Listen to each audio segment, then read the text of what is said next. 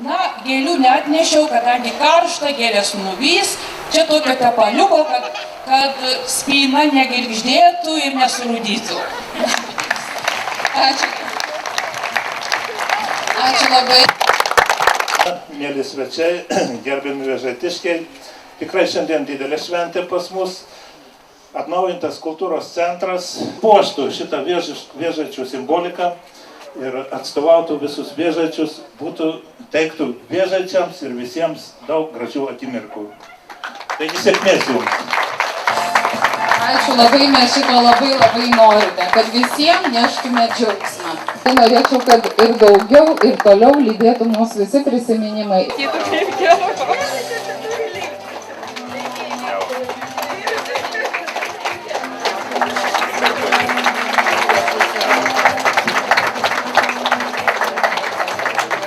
Mokykloje, bendruomenėje, bet ir kultūros centre lankytųsi, drąsiai turi stiprinti visą tai.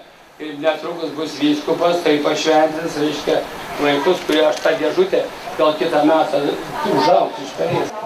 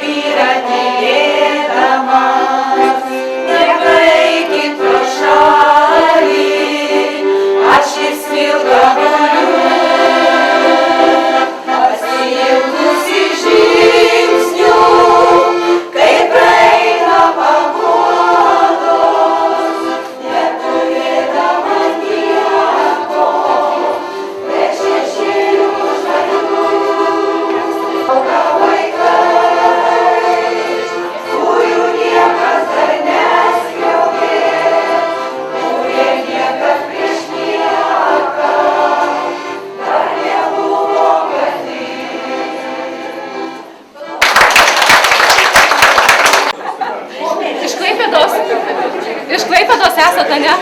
Labai šaunu, nu kaip puiku. Labai puiku. Gerai, pradėkime ekskursiją, mėly sveteliai. Štai čia pradėkime, esame halėje. Gražus žodis, tiesa. Halė. Tačiau ne bet kokioje halėje, o buvusio dvaro arklidžių pastate, patalpose. Ir jeigu jūs apsidairytumėt, štai apsidairykite, buvo laikomi paties grafo Volmerio arkliai. Ir ne bet kokie arkliai. Legendos byloja, jog čia buvo laikomas pats mėgstamiausias arklys, vardu Volmeriukas. Gražus vardas, tiesa. O štai čia, pažvelkit į šį langą. Jis yra labai ypatingas.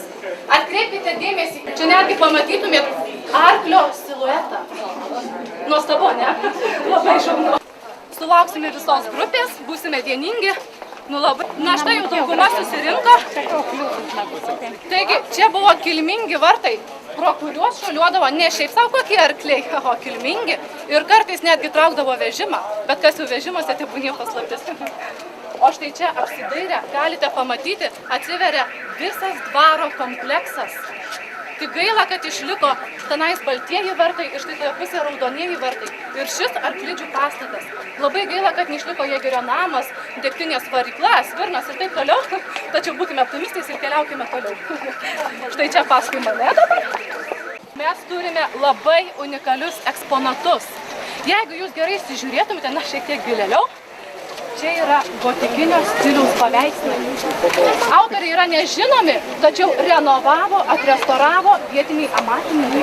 Ir jeigu jūs įsižiūrėtumėte, atkreipkite dėmesį, kokios linijų grakštumas koks, kokia kompozicija, kokios spalvos, tiesiog tarsi nusiliejusios iš gamtos. Ne iš bet kokios gamtos, o iš motinos gamtos. Puiku, tiesa? Nu kokia šauni grupė. Štai prašom pasižiūrėti, prašom šios eksponatus. Ir štai ši išryškinta kampinė dalis, kurią šonuose remia kontraforsai, paskui laiptinės, atsiprašau, labai sunkus žodis, aš labai atsiprašysiu.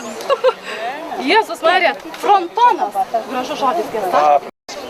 O šio pastato fone mes galime išvelgti taip pat gotikinio stiliaus elementus.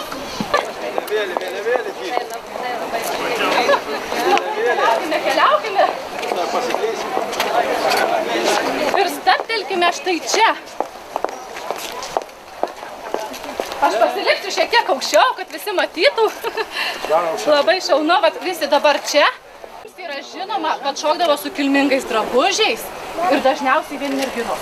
O susirinkdavo žiūrėti tokie kilmingieji ir ponai, kaip mes šiandien panašiai. Ne, šaunu tiesa. Bet mes turim unikalią galimybę patys pažiūrėti šių įstabių dvaro šokių. Prašau visus pasižiūrėti.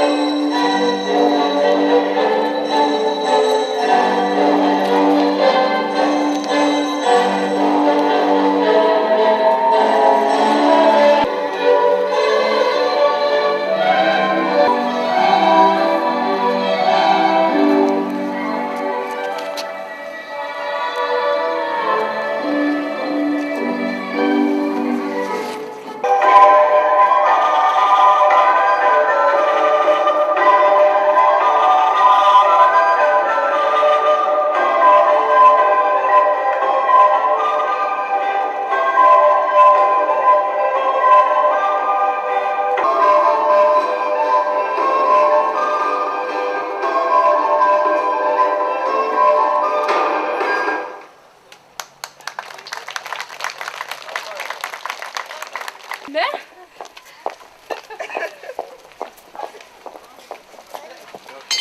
Na štai. Visos dienos metu buvo galime išvysti žaidžiant baudžiauninkų vaikus. Jau ką jie žaisdavo, tai tik jiems jau paslaptis. Mums yra žinoma tik jų priemonės. Štai pažiūrėk, kad ir šie... Oi, vaikučiai, nenutrenkit, Jėzus Marija. Jėzau. Šiaip šaunu tiesa. Štai čia kamuoliukai buvo gaminami, čia kalvis mūsų iškalbusis.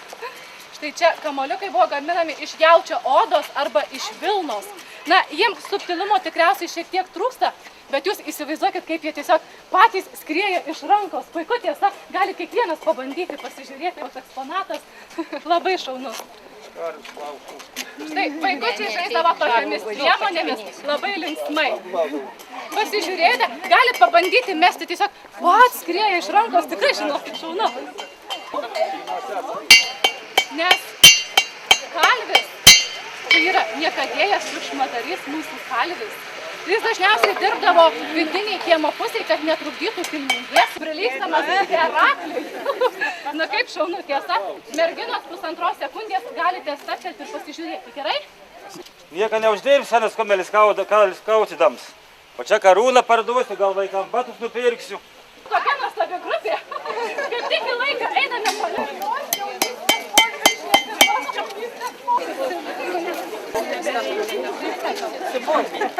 Prašom čia. Dabar, brangieji, mes pakliuvome į šviesuolių vietą. Ne šiaip sau tokią vietą, o vadinamą šventą biblioteką. Ir jeigu jūs pastebėtumėt, štai čia yra kalvystės darbo užrašas, kuris byloja gotikinį stilių, pastato dvasią. Tik pajauskite, ir ne kas nukalė, o mums jau pažįstamas kalvis. Šaunu tiesa. Ir dar jūs turėsit unikalią progą pamatyti ir susipažinti su pačia bibliotekos šeimininkė, bei su tokia procedūra ir ceremonija, kada bus taip pat pašventintas šitas pastatas. Šaunu tiesa, nepavargote. Ne, nepavargote, labai malonu, gera grupė, labai. Čia prašom, mėly ponai ir ponios, į mūsų patalpas. Tai gal pašventinti norėsit dabar pirmą, ne? Prašom.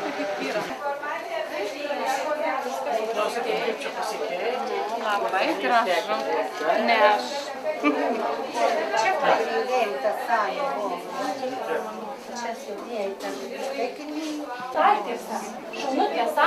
Ir štai čia būdavo ne koks pastatas jums ten mūrinis, o labai gražus. Biblioteka yra buvusi ir medinėme pastate. Įsivaizduot, medinėme pastate. Ir atpažinti, o tai ne yra siurprizas. Šaunu tiesa. O siurprizas yra dar šitas, nuo 10-20 metų, tai čia yra Antanina Rudienė ir Regina. Reginukai, kur esi? Regina. Prašom.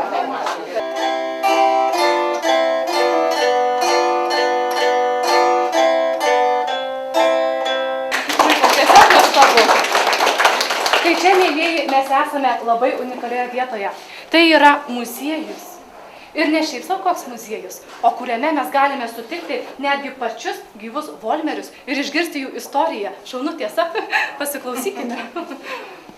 Gimęs 1861 metais, pavargo per šventę ir prisėdo ant savo kėdės, kurią dovanojome savo samdiniam vestuvių progą. Šitos kėdutės abi, kur kankliuoja Emilija ir kur grafas sėdi, yra kaip tik iš dvaro laikų. Matote ir spinteles iš ten, iš kurios atėjo viena spintutė ir kita spintutė.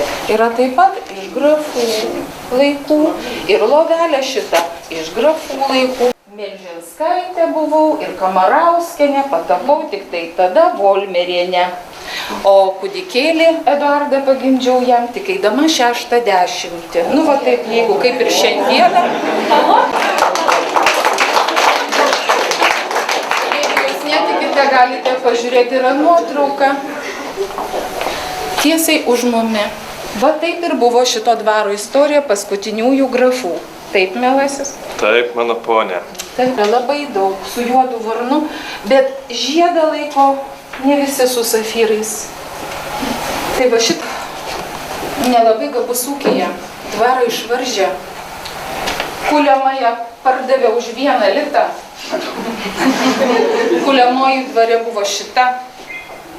Nemokėjo jisai pasakyti žodžio, nemokėjo trenkti stalą, todėl viskas buvo paleista vėjais ir jo galas buvo Vilniuje Lenkų prieglaudoje ir kapas net nežinomas.